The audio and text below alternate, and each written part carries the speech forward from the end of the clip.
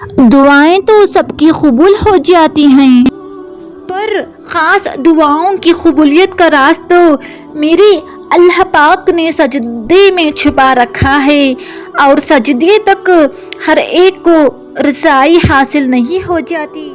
اس مقام تو صرف وہی لوگ آتے ہیں جن کی دعاؤں کو اللہ نے نئے سرے سے ان کی پسندیدہ انداز میں قبول کرنا ہوتا ہے۔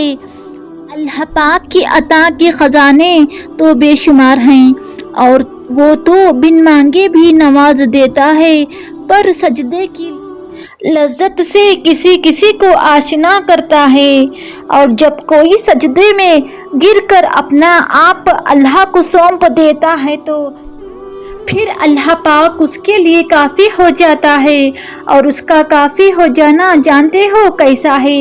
تمہاری راہ میں آئی رکاوٹوں کی ہر چٹان کو وہ لمحوں میں گرا دیتا ہے۔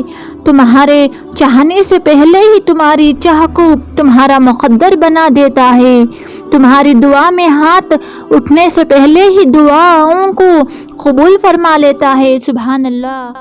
تمہارے دکھ درد تکلیفیں وہ پہلے سجدے میں ہی سمیٹ لیتا ہے، اور تم پر اپنی رحمت کی چادر چڑھا دیتا ہے۔ وہ فرشتے ہو کر بھی اتنا قریب نہیں ہوتے اس سے جس طرح دوران سجدہ اللہ تم سے قریب ہوتا ہے، اور تم اپنے رب العزت کے اتنا قریب جاؤ اور وہ تمہیں خالی ہاتھ لٹا دے، ایسا تو ہرگز نہیں ہوتا۔ اللہ پاک ہم سب کو اس پر عمل کرنے کی توفیق عطا فرمائے، آمین ثم آمین۔